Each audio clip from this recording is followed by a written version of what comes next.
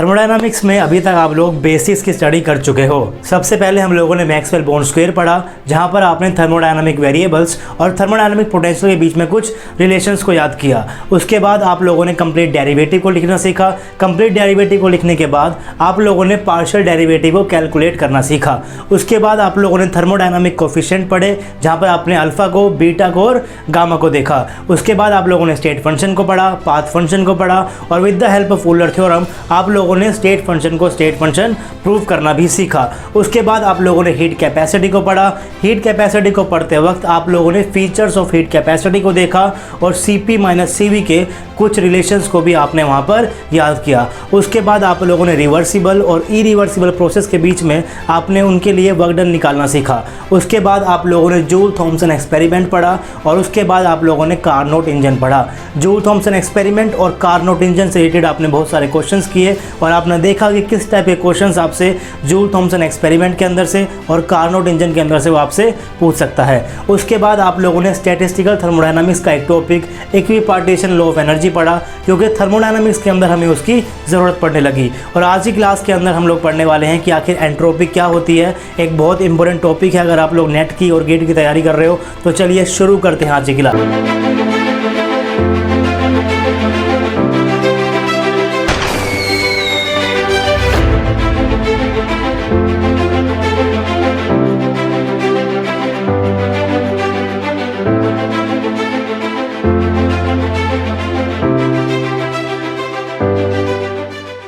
Hey guys, this is RJ and welcome to RJ academy. और आज की class में हम लोग पढ़ने वाले हैं कि आखिर एंट्रोपी क्या होती है और किस तरीके से आप लोग चेंज इन एंट्रोपी को कैलकुलेट कर सकते हो। अगर मैं बात करूं CSIR net JRF chemical science के एग्जाम पॉइंट ऑफ व्यू से, तो बहुत इंपॉर्टेंट टॉपिक है, क्योंकि हर 2 साल के अंदर आपको एक ना एक क्वेश्चन देखने को मिल जाएगा इस टॉपिक से। और अक्सर इस टॉपिक के क्वेश्चन आपको 4 नंबर के अंदर देखने को मिलने वाले हैं एग्जाम के अंदर। और अगर आप लोग तैयारी कर रहे हो गेट एग्जाम की, तो गेट के अंदर तो हर साल आपको एक ना एक क्वेश्चन देखने को मिल जाएगा एंट्रोपी से रिलेटेड। तो चलिए बात करते हैं एंट्रोपी के। तो सबसे पहले तो मैं आपको एक बात बता देता हूं कि एंट्रोपी के अंदर आपके पास कुल मिलाकर बहुत सारे फॉर्मूलेज आने वाले हैं। कम से कम 10-15 आपके पास फॉर्मूले आएंगे और फॉर्मूले आराम से याद भी हो जाते हैं। एक प्रॉपर पैटर्न के अंदर आपके फॉर्मूले बनते हैं और वो आपके इजीली याद भी हो जाते हैं। तो अगर आप चाहो तो एक पेज के ऊपर 15 फॉर्मूले को लिख सकते हो और उनको याद कर सकते हो और आप इस लेक्चर को छोड़ सकते हो। लेकिन अगर आप एंट्रोपी के बेसिस को नहीं समझोगे तो आपको एक दिक्कत एग्जाम के अंदर जो आने वाली है कि आपको 15 फॉर्मूले तो याद हैं, लेकिन जब आप एग्जाम के अंदर बैठोगे, आप क्वेश्चन को पढ़ोगे, तो जो पहली दिक्कत आएगी वो ये आएगी कि आपको कौन सा फॉर्मूला किस क्वेश्चन के ऊपर अप्लाई करना है, उसके अंदर आपको बहुत ज़्यादा कंफ्यूजन हो जाएगी। इसे बोलते हैं कि आप क्वेश्चन को किस तरीके से अप्रोच करते हो। क्वेश्चन को देखते ही आपको कैसे पता चलेगी कि आपको कौन सा फॉर्मूला लगाना है। तो उस चीज़ को समझने के लिए आपको एंट्रोपी के बेसिक्स को समझना बहुत ज़रूरी है। तो आज के लेक्चर के अंदर हम लोग एंट्रोपी के बेसिक्स की बात करेंगे, कुछ फॉर्मूलेज भी डिराइव करेंगे और उन फॉर्मूले के ऊपर हम लोग कुछ क्वेश्चंस भी करने वाले हैं। तो लेक्चर को पूरा देखिएगा, क्योंकि एंड के अंदर मैं आपको कुछ क्वेश्चंस कराऊंगा। गेट में जो आए हुए हैं, JRF के अंदर जो आए हुए हैं, उन क्वेश्चंस को मैं आपको कराऊंगा किस तरीके के क्वेश्चन होते हैं और कैसे आप लोग उन क्वेश्चंस को अटेम्प्ट कर सकते हो। तो चलिए शुरू करते हैं आज का लेक्चर। सबसे पहले बात करते हैं कि आखिर आपकी जो एंट्रोपी है इसकी डेफिनेशन क्या होती है। तो एक डेफिनेशन आप लोग 12th क्लास से पढ़ते हुए आए हो, जब से आपने थर्मोडायनामिक्स पढ़ना शुरू किया है। डेफिनेशन क्या है वो? Entropy is measurement of degree of disorderness और रैंडमनेस। किसी भी सिस्टम के अंदर कितनी रैंडमनेस है उसको मेजर करो और वो आपकी क्या होती है? वो आपकी एंट्रोपी होती है। लेकिन अगर मैं आपसे पूछूं कि क्या ये डेफिनेशन केमिकल थर्मोडायनामिक्स की है, तो आपको बताना चाहिए कि नहीं, ये डेफिनेशन केमिकल थर्मोडायनामिक्स की नहीं है। क्यों नहीं है? क्योंकि इस डेफिनेशन के अंदर तो आप लोग डायरेक्टली क्या निकाल रहे हो? एंट्रोपी निकाल रहे हो। लेकिन केमिकल थर्मोडायनामिक्स के अंदर आप लोग क्या निकालते हो? आप लोग चेंज इन एंट्रोपी निकालते हो, चेंज इन एंथैल्पी निकालते हो, DS निकालते हो, DH निकालते हो, DU निकालते हो, DA निकालते हो। तो आप यहाँ पर चेंज निकालने में इंटरेस्टेड हो। आप अगर बात करो डायरेक्टली S निकालना है, डायरेक्टली H निकालना है, डायरेक्टली A निकालना है, डायरेक्टली U निकालना है, तो ये सब काम तो आप कहाँ करने वाले हो? ये सब आप काम करने वाले हो स्टैटिस्टिकल थर्मोडायनामिक्स के अंदर, जहाँ पर आप लोग माइक्रोस्कोपिक लेवल के ऊपर जाके चीज़ों को पढ़ोगे। थर्मोडायनामिक्स के अंदर आप लोग मैक्रोस्कोपिक लेवल के ऊपर चीज़ों को पढ़ रहे हो, तो आप यहाँ पर क्या निकालते हो? चेंज इन एंट्रोपी निकालते हो, चेंज इन एंथैल्पी निकालते हो। तो अगर मैं इस डेफिनेशन की बात करूँ तो यहाँ पर डायरेक्टली आपने एंट्रोपी को मेजर किया हुआ है और आप कह सकते हो कि जो आपकी डेफिनेशन है ये आपने कहाँ से ली है? स्टैटिस्टिकल थर्मोडायनामिक्स से ली है। मैंने ये बात यहाँ पर लिखा भी हुआ है कि above definition is provided by statistical thermodynamics and it may be understood by using Boltzmann equation of statistical thermodynamics. ये जो आपकी डेफिनेशन एंट्रोपी की डेफिनेशन आपको किसने दी थी? ये डेफिनेशन आपको दी है बोल्ट्जमैन ने। आप इसको समझ कह सकते हो बोल्ट्जमैन की इक्वेशन रोल के समझ सकते हो। इक्वेशन क्या है बोल्ट्जमैन की?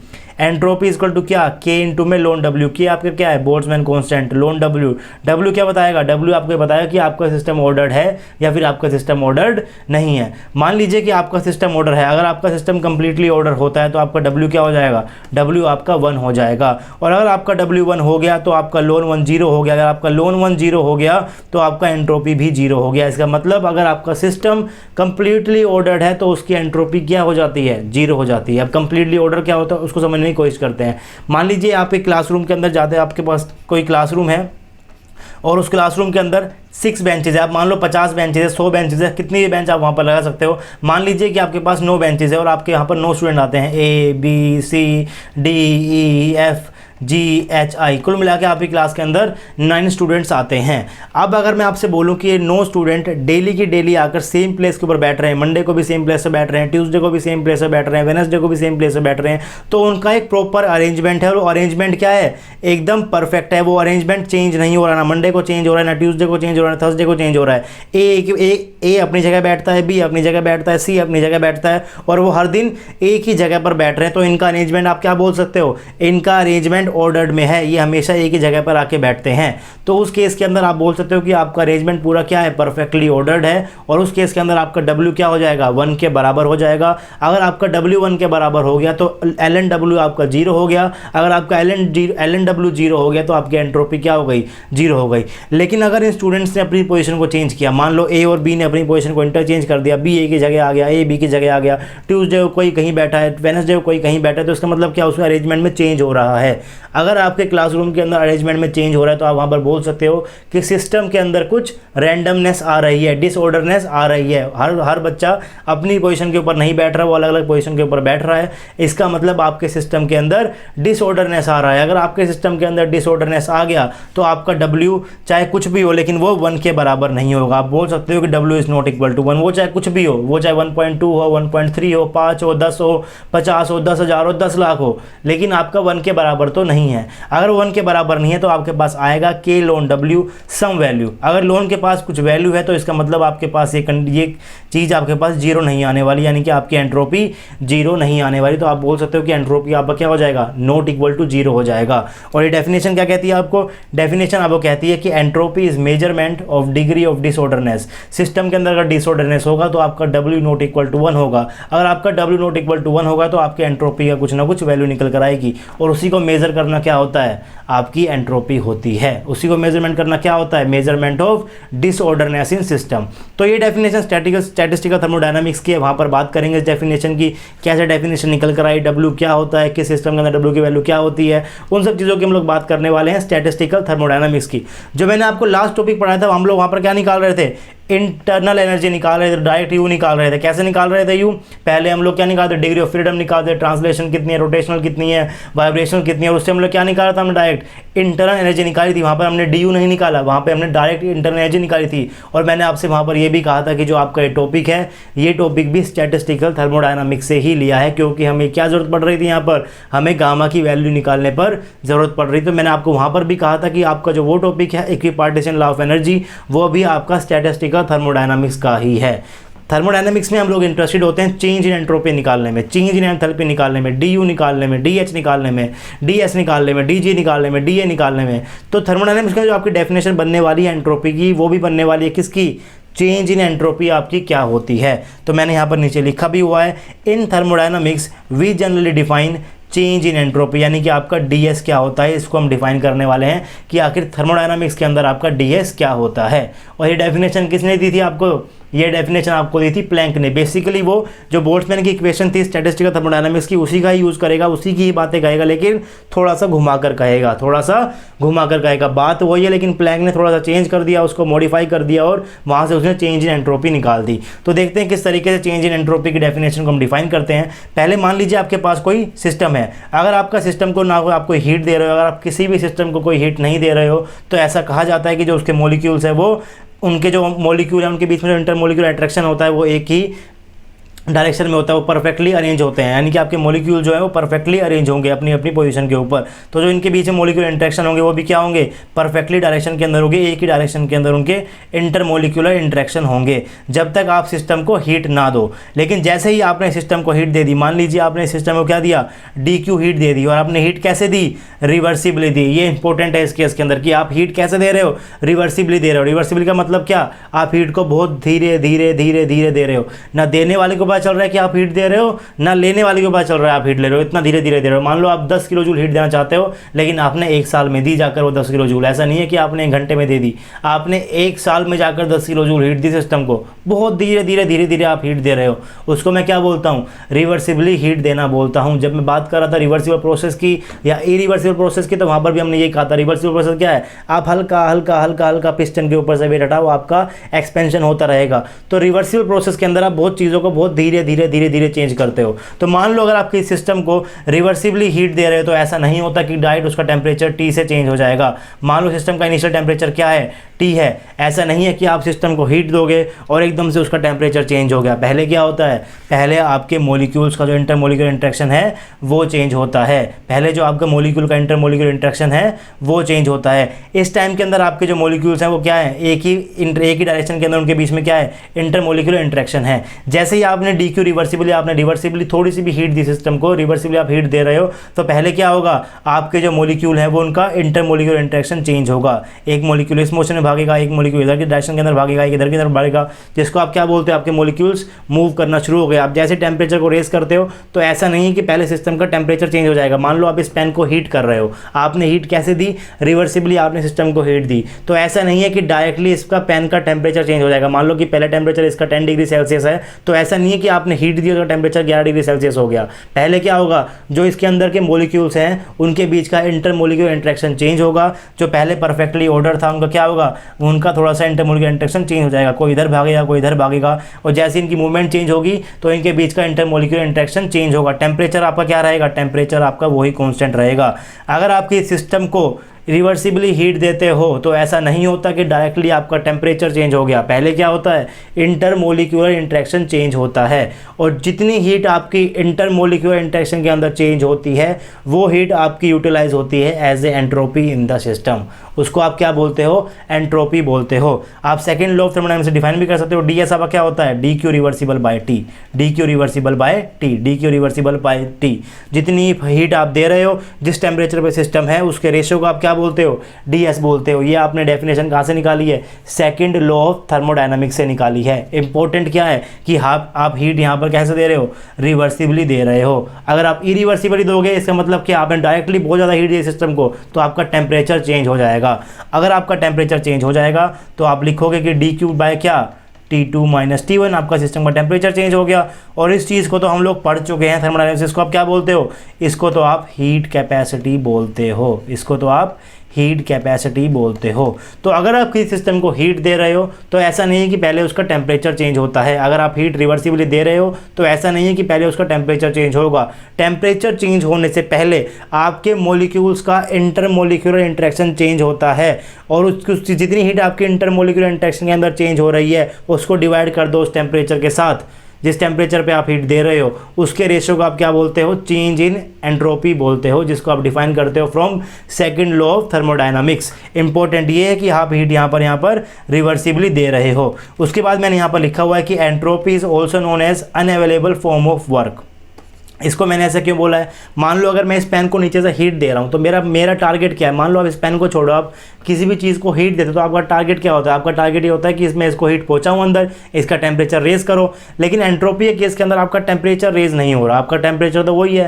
पहले क्या हो रहा है, इंटरमोलिक्यूलर इंटरेक्शन चेंज हो रहा है। तो आपने हीट दी, आपका मोटिव था कि उसका टेम्परेचर चेंज हो जाए, लेकिन टेम्परेचर तो चेंज नहीं हो रहा है। इसका मतलब क्या, जो आपकी जो हीट दे रहे हो वो वर्क के अंदर पूरी कन्वर्ट नहीं हो रही। तो आप इसको क्या बोलते हो, अनअवेलेबल फॉर्म ऑफ वर्क भी आप इसको बोलते हो, क्योंकि हीट का काम क्या है, हीट का काम तो टेम्परेचर चेंज करना है, टेम्परेचर चेंज हो ही नहीं रहा, तो इसका मतलब क्या, अनअवेलेबल फॉर्म ऑफ वर्क भी आप इसको बोल सकते हो। तो एक एग्जांपल देखते हैं, किस एग्जांपल के अंदर आप इसे समझ सकते हो। तो मैंने यहाँ पर एग्जांपल लिया रिवर्सिबल फेज ट्रांसफॉर्मेशन, इसको समझेंगे क्या होता है रिवर्सिबल फेज ट्रांसफॉर्मेशन क्या होता है, इरिवर्सिबल फेज ट्रांसफॉर्मेशन क्या होता है, इन सब की बात हम लोग करने वाले हैं।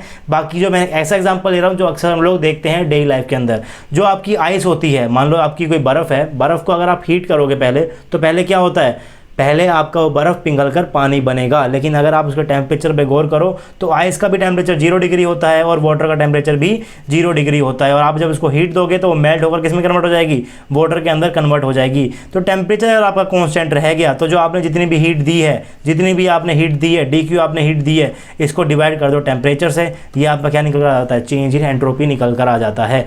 आइस से वाटर के कन्वर्जन के अंदर आपका टेम्परेचर 0 डिग्री सेल्सियस होता है, इसको आप बोलते हो फेज ट्रांसफॉर्मेशन।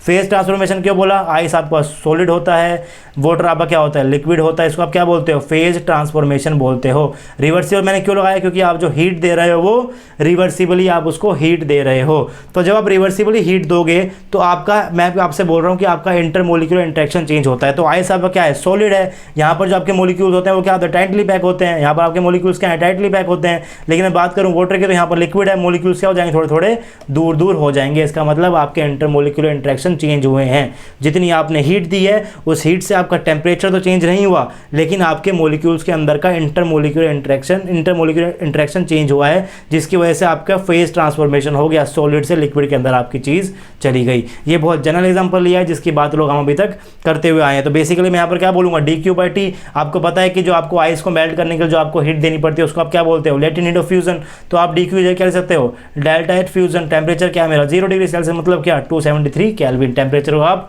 केल्विन के अंदर ही यूज़ करोगे, ऐसा नहीं है टेम्परेचर यहाँ पर 0 ले लोगे।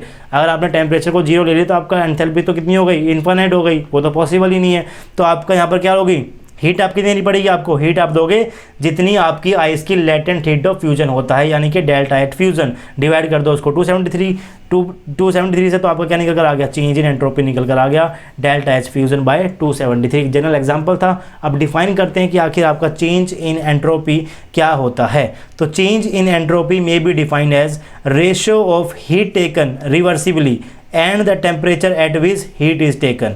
आपको इसका रेशो निकालना है। रिवर्सिबली मान लो आपने हीट कितनी ली, DQ रिवर्सिबली आपने हीट ली, इसका रेशो टेम्परेचर के साथ, इसका रेशो टेम्परेचर के साथ आपको क्या होता है, वो आपका चेंज इन एंट्रोपी होता है। अब जब हम लोग पढ़ रहे थे स्टेट फंक्शन और पाथ फंक्शन, तो मैंने आपको एक बात बताई थी कि जो आपके पास जितने भी वेरिएबल्स होते हैं और जितने भी पोटेंशियल आपके पास है, वेरिएबल्स कौन कौन से थर्मोडायनामिक्स के अंदर, क्लोज सिस्टम की बात करता हूँ तो PVST, पोटेंशियल कितने हैं, HGAU, ये सारे के सारे आपके कैसे होते हैं, स्टेट फंक्शन होते हैं।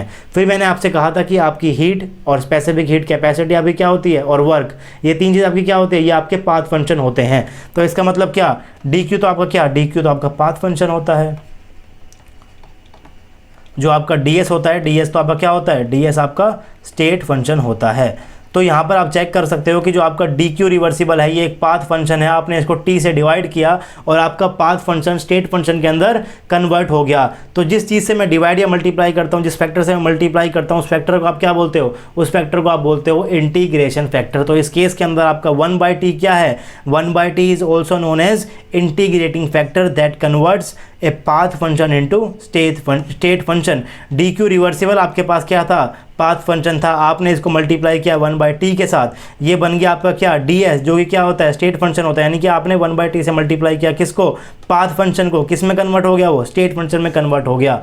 तो जो भी चीज़, जो भी फैक्टर आपका स्टेट फंक्शन, पाथ फंक्शन को स्टेट फंक्शन में कन्वर्ट करता है, उसको आप क्या बोलते हो, इंटीग्रेशन फैक्टर बोलते हो। तो 1/T को आप क्या बोलते हो, इंटीग्रेटिंग फैक्टर भी बोलते हो। आप इसका यहाँ पर एग्जांपल, मैंने फिर से वही एग्जांपल लिया हुआ है रिवर्सिबल फेज ट्रांसफॉर्मेशन का, जहाँ पर मैं आइस को वाटर में कन्वर्ट कर रहा हूँ, H2O सॉलिड को H2O लिक्विड के अंदर कन्वर्ट कर रहा हूँ। टेम्परेचर आपका क्या, 0 डिग्री सेल्सियस, टेम्परेचर आपका क्या, 0 डिग्री सेल्सियस। प्रेशर भी आपको बताना चाहिए उस टाइम पे क्या होता है, 1 एटमॉस्फेयर प्रेशर होता है। 1 एटमॉस्फेयर प्रेशर के ऊपर ही आपकी आइस 0 डिग्री के ऊपर मेल्ट करती है। अगर मैं प्रेशर को चेंज कर दूंगा तो आपका 0 डिग्री के ऊपर मेल्ट नहीं करेगी, वो किसी और टेम्परेचर के ऊपर मेल्ट करेगी। उसका रिलेशन हम लोग कहाँ पढ़ेंगे, क्लोसियस-क्लैपेरॉन इक्वेशन में पढ़ेंगे, जो बात की बात है वो हम करने वाले हैं। लेकिन मैं आपको अभी बता रहा हूँ कि आपके जो टेम्परेचर और प्रेशर है ये भी कोरस्पॉन्डिंग होने चाहिए।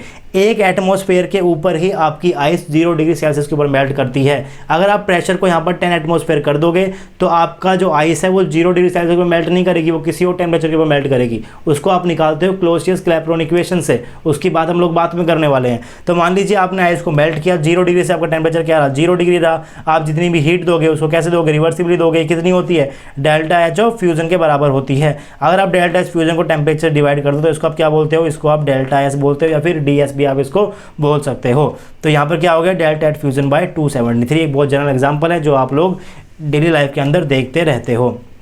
तो अब बात करते हैं कि आखिर एंट्रोपी चेंज हमें किस किस प्रोसेस के अंदर निकालनी है। आपको कुल मिलाकर 4 प्रोसेस पढ़ने हैं। ये चारों के चारों प्रोसेस आपके सिलेबस के अंदर है और इन चारों प्रोसेस के ऊपर से क्वेश्चंस आते हैं नेट के अंदर भी और गेट के अंदर भी। तो हमें सारे के सारे प्रोसेस पढ़ने हैं। पहला हमारा कौन सा है, रिवर्सिबल ट्रांसफॉर्मेशन, जहाँ पर आप रिवर्सिबल ट्रांसफॉर्मेशन कर रहे हो किसी एक स्टेट से, मान लो किसी एक स्टेट से बी स्टेट के ऊपर जा रहे हो, लेकिन यहाँ पर फेज चेंज नहीं हो रहा, यानी कि सॉलिड से सॉलिड में जा रहे हो, लिक्विड से लिक्विड में जा रहे हो या फिर गैस से गैस में जा रहे हो। मैंने इसको क्या बोलता हूँ, मैं इसको बोलता हूँ रिवर्सिबल ट्रांसफॉर्मेशन।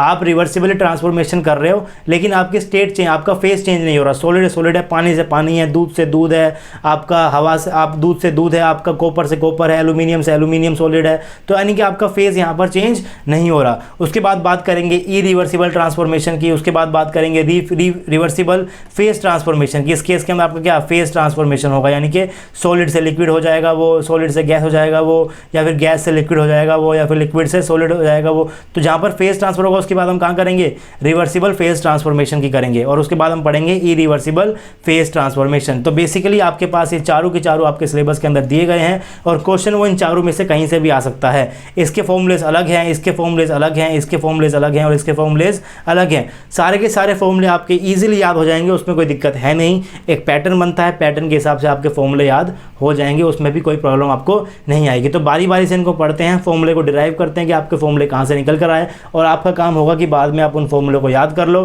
क्वेश्चंस के ऊपर डायरेक्टली फॉर्मूले को अप्लाई करो, क्वेश्चन को पढ़ो, आप सब देखो कि उसके अंदर ट्रांसफॉर्मेशन कैसा हो रहा है, क्या आपका ट्रांसफॉर्मेशन रिवर्सिबल ट्रांसफॉर्मेशन है, क्या आपका ट्रांसफॉर्मेशन इरिवर्सिबल ट्रांसफॉर्मेशन है, क्या आपका ट्रांसफॉर्मेशन रिवर्सिबल फेज ट्रांसफॉर्मेशन है, या फिर आपका ट्रांसफॉर्मेशन इरिवर्सिबल फेज ट्रांसफॉर्मेशन है। जैसा ट्रांसफॉर्मेशन होगा उसके हिसाब से आपको फॉर्मूला अप्लाई करना है, वही वाला फॉर्मूला आपको अप्लाई करना पड़ेगा। फॉर्मूले के अंदर वैल्यू पुट करो, आपका डेल्टा एस आपके सामने निकल कर। तो चलिए पढ़ते हैं अपना पहला केस, जो कि मेरा क्या है, रिवर्सिबल ट्रांसफॉर्मेशन का मेरा केस है। तो इस ट्रांसफॉर्मेशन के दौरान आपके पास कुछ फीचर्स रहेंगे। इससे क्या फीचर्स रहेंगे आपके, सबसे पहली बात तो आपका जो फेज है वो सेम रहेगा, यानी कि आपका सॉलिड सॉलिड में कन्वर्ट हो रहा है, लिक्विड लिक्विड में कन्वर्ट हो रहा है और गैस गैस के अंदर कन्वर्ट हो रहा है। आपका फेज क्या रहने वाला है, सेम रहने वाला है। मान लीजिए आपका क्वेश्चन के अंदर गिवन होगा, यानी कि आपका जो गोल्ड है वो गोल्ड के अंदर ही रहेगा, गोल्ड सॉलिड में रहेगा, एल्यूमिनियम सॉलिड आपका एल्यूमिनियम लिक्विड में रहेगा, मरगई लिक्विड आपका मरगई लिक्विड के अंदर रहेगा, वाटर वाटर में रहेगा, आइस आइस में रहेगा। तो उस केसेस के लिए आप लोग इन टाइप के फॉर्मूले को पढ़ोगे जहां पर आपका केस कैसा है,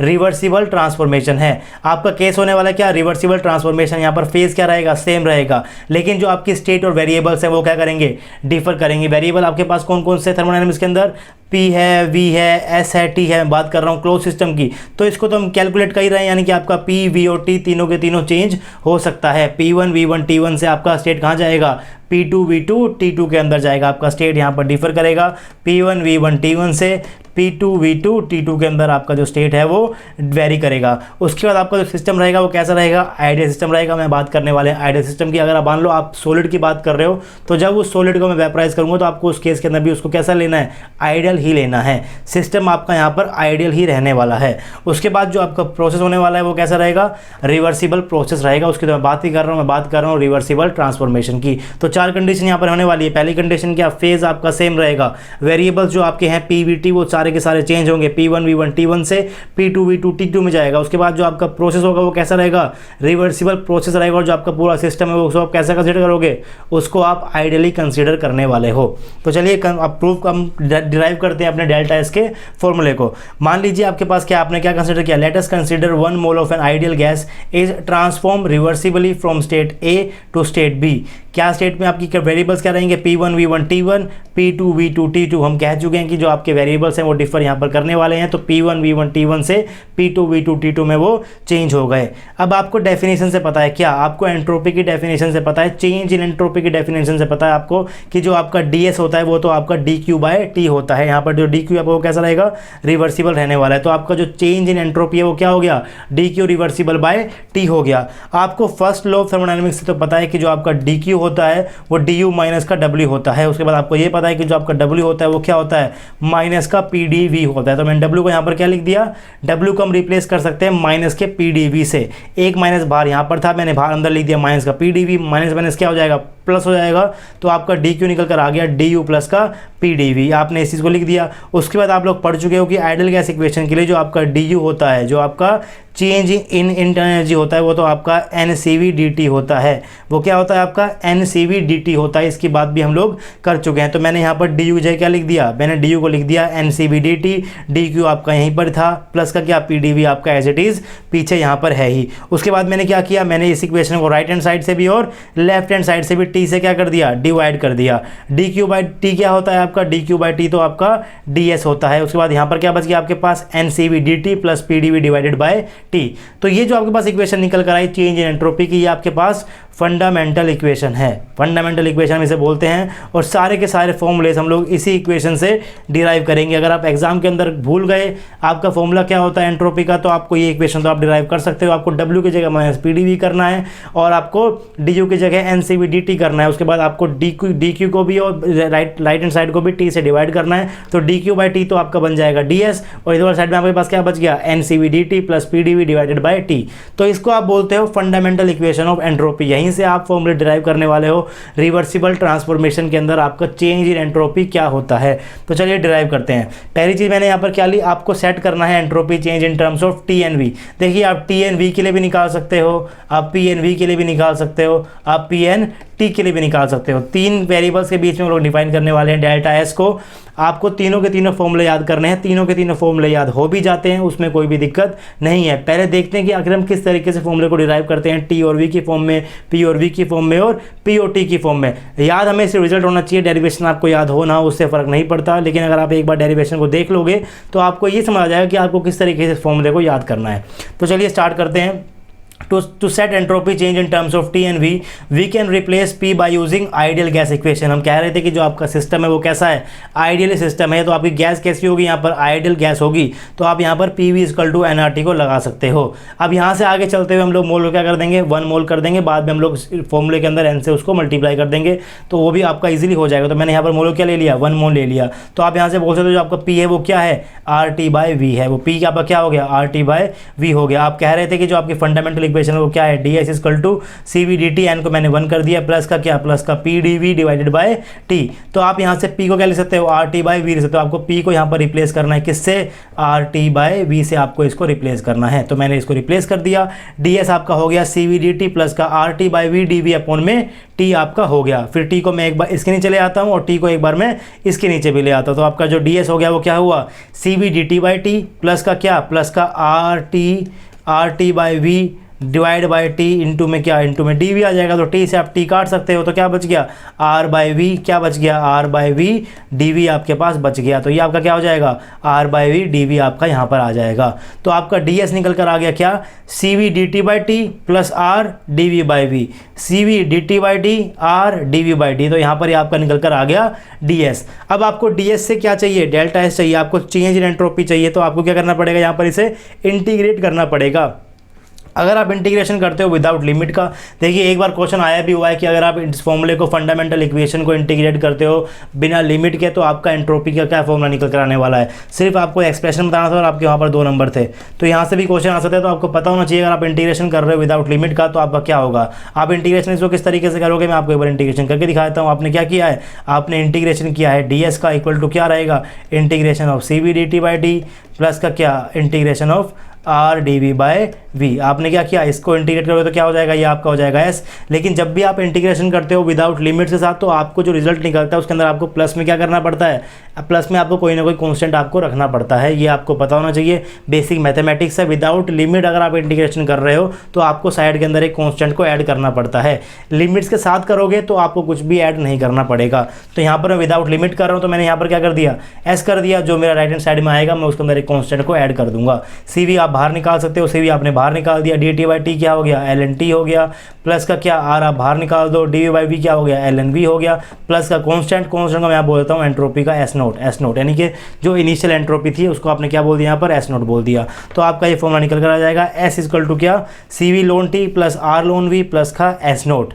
ध्यान देने वाली बात यहाँ पर यह है कि मैंने यहाँ से सी वी को इंटीग्रेशन से बाहर निकाला है। इसका मतलब आपका सी वी जो है टेम्परेचर इंडिपेंडेंट नहीं है इस केस के अंदर। अगर टेम्परेचर इंडिपेंडेंट हुआ तो उसकी बात हम करने वाले, लेकिन अगर टेम्परेचर इंडिपेंडेंट हुआ तो आप, अगर टेम्परेचर डिपेंडेंट हुआ आपका सी वी, तो आप सी वी को आप इंटीग्रेशन से बाहर नहीं निकाल सकते, क्योंकि इंटीग्रेशन आप कर रहे हो डी टी के रिस्पेक्ट में, यानी कि जो टी आपका क्या है, वेरिएबल है। अगर आपका सी वी टेम्परेचर डिपेंडेंट है तो वो कांस्टेंट नहीं है, अगर वो कांस्टेंट नहीं है तो आप उसे इंटीग्रेशन से बाहर नहीं निकाल सकते हो। इस केस में मैंने बाहर निकाला है। इसका मतलब आपका क्या है, इसका मतलब आपका जो सी वी है वो इंडिपेंडेंट ऑफ टेम्परेचर है, यानी कि वो क्या है, कांस्टेंट है। तो आप उस केस के अंदर सी वी को बाहर निकाल सकते हो। अब बात करते हैं इंटीग्रेशन विद लिमिट्स की। ये आपके पास क्या है, इंपॉर्टेंट भी है, लेकिन ये आपको पता होना चाहिए।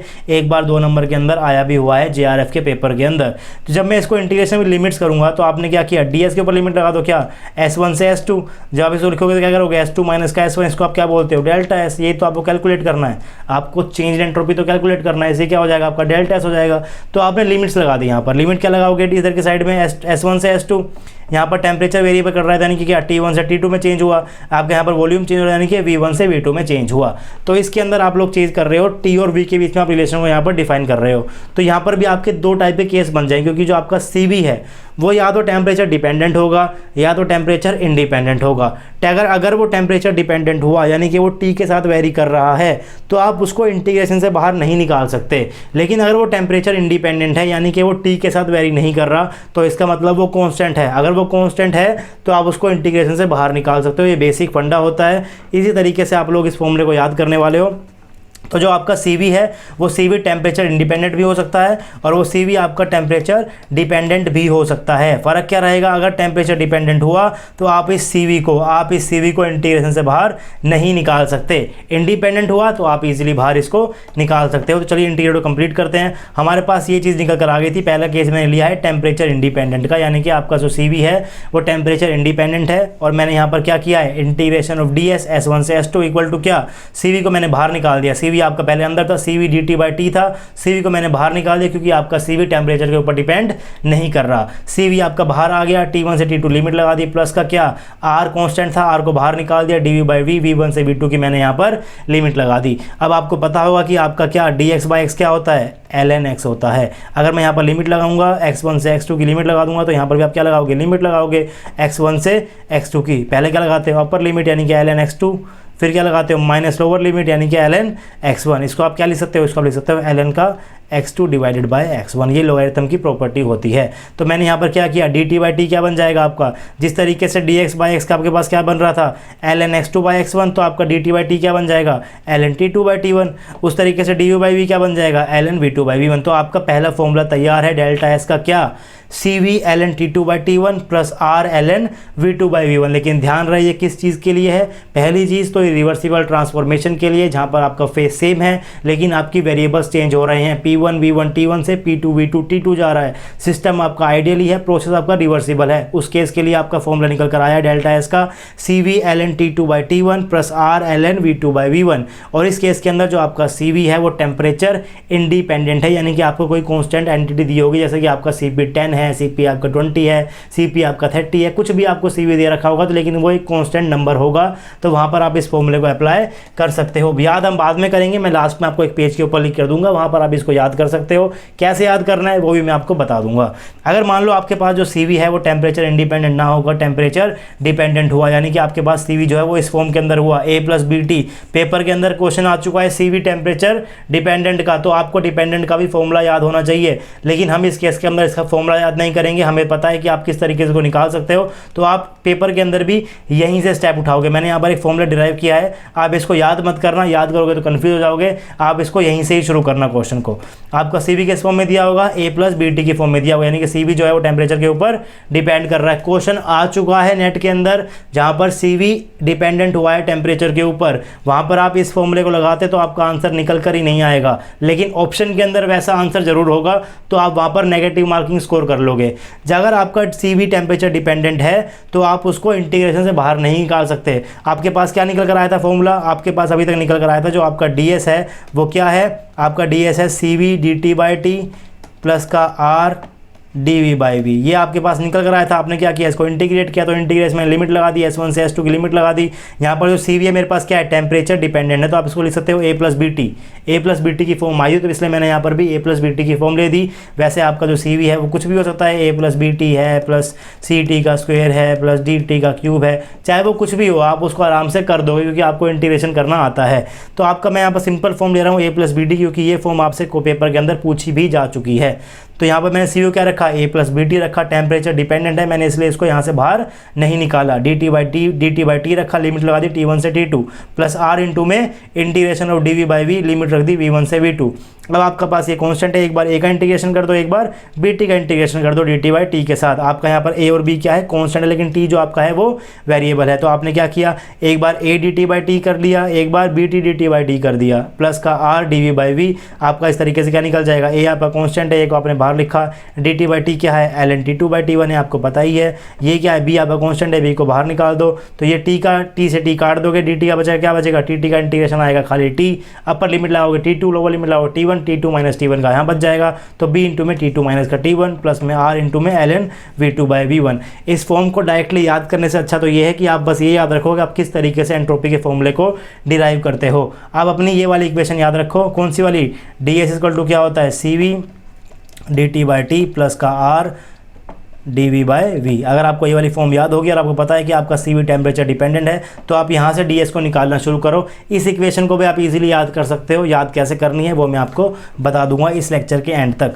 चलिए आगे बढ़ते हैं। अब हमारा जो पीछे जो हमने फॉर्मूला निकाला एंट्रोपी का, ये किस फॉर्म में निकाला हमने, T और V की फॉर्म में निकाला। ये भी आपका T और V की फॉर्म में निकल कर आया था और ये भी आपका T और V की फॉर्म में ही निकल कर आया था। इसके अंदर कहीं भी आपके पास P नहीं था, यानी कि अगर आपको क्वेश्चन पेपर के अंदर आपको वेरिएबल्स दिए गए होंगे T और V की फॉर्म में, तो आप यहाँ पर इस फॉर्मूले को लगा दोगे। लेकिन वेरिएबल्स तो आपको P और T की फॉर्म में भी दे सकता है, तो आपको उसकी फॉर्म का भी फॉर्मूला याद होना चाहिए। शुरू कहाँ से करेंगे, फंडामेंटल इक्वेशन से। फंडामेंटल इक्वेशन क्या है, DS equal to CV dt plus PdV/t। कैसे निकाली थी मैंने, आपको पता होना चाहिए। आपको लिखना है पहला law of thermodynamics du plus du minus का w। आप इस कर सकते हो dq इक्वल टू क्या, du आपका होता है NCV dt, w क्या होता है माइनस PdV, बाहर माइनस तो प्लस का PdV डिवाइड/t, यहाँ कर दो डिवाइड/t, यहाँ कर दो, क्या निकल कर आ गया, DS इक्वल टू n को 1 मोल रख दो, क्या निकल कर आ गया, CV dt प्लस का PdV डिवाइडेड बाई t।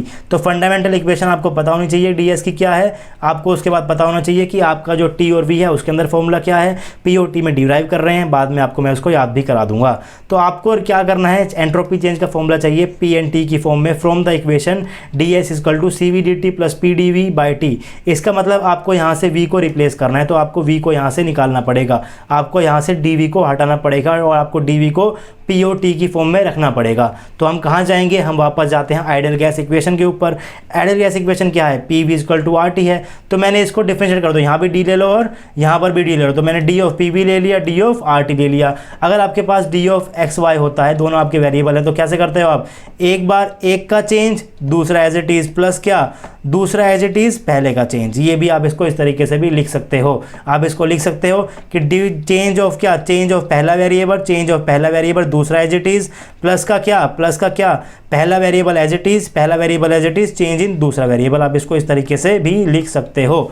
तो आपका यहाँ पर P और V दोनों ही वेरिएबल है, आपको पता है कि आपके सारे वेरिएबल्स चेंज हो रहे हैं, तो P भी वेरिएबल है और V भी वेरिएबल है। तो D ऑफ P/V क्या होगा, एक भी आपका एक फंक्शन हो गया, ये आपका दूसरा हो गया, तो DP इंटू में V, एक बार एक फंक्शन का चेंज इंटू में V, प्लस का क्या, P कांस्टेंट V का चेंज, आप इसको इस फॉर्म से लिख दिया, प्लस का D ऑफ RT है, R तो आपका कांस्टेंट है, R को आपने बाहर निकाल दिया, क्या बच गया, R इंटू में DT बन गया। तो यहाँ से आप PdV को कैलकुलेट करो, PdV आपका क्या आ गया, PdV आपका आ गया R dt माइनस का VdP, R dt माइनस का PdP PdP, तो आप VdP आपका यहाँ पर निकल जाएगा। तो आपको क्या करना है, आपको इस PdV की जगह ये वाली वैल्यू उठाकर आपको इस इक्वेशन के अंदर रखनी है। ये वाली वैल्यू उठा के आपको इस इक्वेशन के अंदर रखनी है। आपके पास क्या बन जाएगा, ds इक्वल टू CVdt, तो आपका पहले से था ही, प्लस के PdV जगह आपने क्या रख दिया, प्लस की PdV आपने रखा RdT माइनस का VdP अपॉन में T।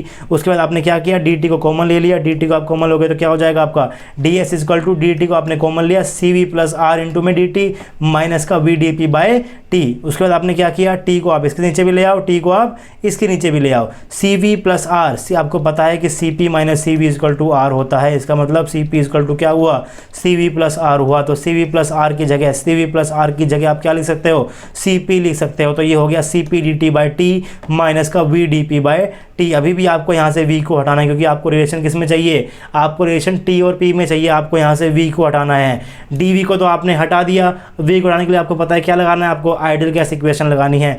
आइडियल गैस इक्वेशन क्या होती है, PV इक्वल टू RT होते, तो V क्या हो जाएगा, RT बाय P हो जाएगा। तो आपने यहाँ पर V की जगह क्या रख दो, RT बाय P को V की जगह रख दो। तो क्या इक्वेशन आपके पास आएगी, ds equal to CP dt by T, ये आपके पास पहले से ही था।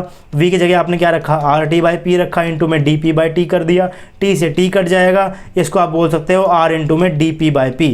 ये आ गया आपके पास ds equal to CP dt by T minus R dP by P। ये आपके पास ds निकल कर आ गया T और P की टर्म में। जो पहले निकल कर आया था वो किस में था, V और T की टर्म में। ये किस में है, T और P की टर्म में। तो आपके पास दो तो आ ही गए, आपके पास क्या हो गया, आपके पास V और T हो गया, आपके पास P और T हो गया, बच क्या गया, बच गया P और V की टर्म में। ये आप खुद डिराइव कर लेना, डेरिवेशन कैसे होता है ये आपको पता है, किस तरीके से आपको चेंज करना है वो आपको पता है। फॉर्मूला जो निकल कर आ रहा है वहाँ से मैं आपको सिर्फ फॉर्मूले को याद करा देता हूँ। तो आपकी इक्वेशन क्या निकल कर आ गई, ds equal to CP dt by T minus का R dP बाई P। कैसे करते हो, आपको इंटीग्रेट करना है, एक बार विदाउट लिमिट, एक बार लिमिट के साथ। विदाउट लिमिट करोगे तो आपको बाहर कांस्टेंट लगाना है, CP को टेम्परेचर इंडिपेंडेंट ही मानना है। जब आप विदाउट लिमिट करोगे तो CP आपका बाहर हो गया, dt बाई T क्या, CP आपका बाहर dt by T ln T हो गया, dP by P ln P हो गया, प्लस का आपने यहाँ पर S नोट लगा दिया। तो ये आपके पास हो गया इंटीग्रेशन विदाउट लिमिट। लेकिन जैसे ही आप लिमिट को लगाते हो तो आपके पास दो केसेस बन के आ जाएंगे,